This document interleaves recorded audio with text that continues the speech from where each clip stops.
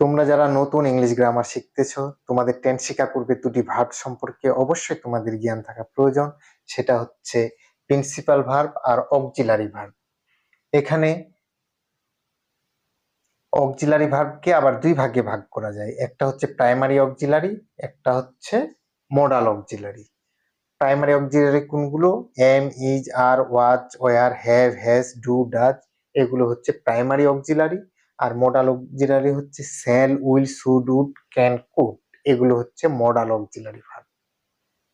এখন principal verb কোনগুলো? Principal verb হচ্ছে যে ভার্বগুলোর নিজস্ব অর্থ আছে, সেগুলো হচ্ছে প্রিন্সিপাল ভার্ব। যেমন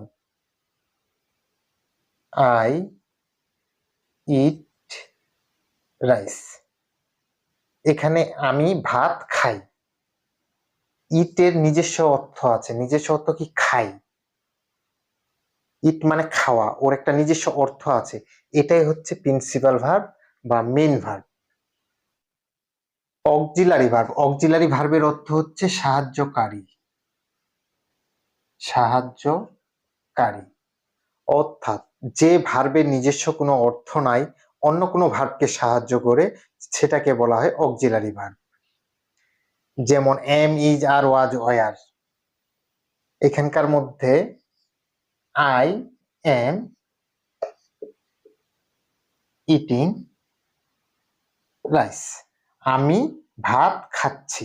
এখানে এম এর কোনো নিজস্ব অর্থ নাই। এম কাকে সাহায্য করছে? ইটিং, খাওয়াকে সাহায্য করছে। যখনই আমরা খাচ্ছি, একটা শব্দের অর্থ সম্পূর্ণ করব, খাচ্ছি, তখন আমরা এম কে সাহায্য নিচ্ছি।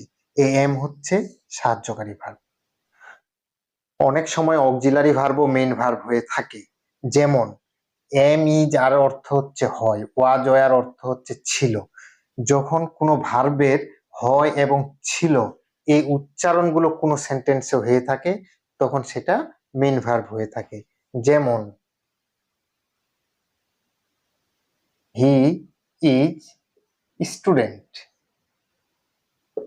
সে হয় ছাত্র।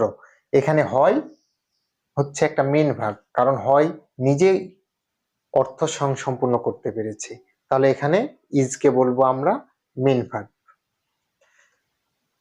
আর যদি বলি হি ইজ ইটিং রাইস,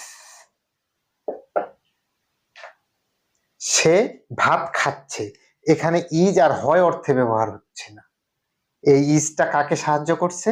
খাওয়াকে সাহায্য করছে, তাহলে এখানে ইজ হচ্ছে অক্সিলারি ভার্ব। ইংরেজি শেখার জন্য তোমাদের জানতে হবে কোন সাবজেক্টের পরে কি ধরনের অক্সিলারি ভার্ব আসে। এটার জন্য আমরা আরেকটা ভিডিও করব, আর তোমরা দেখতে চাইলে চ্যানেলটা সাবস্ক্রাইব করে দাও, তাহলে অনায়াসে তোমরা এটা দেখতে পাবা। ধন্যবাদ।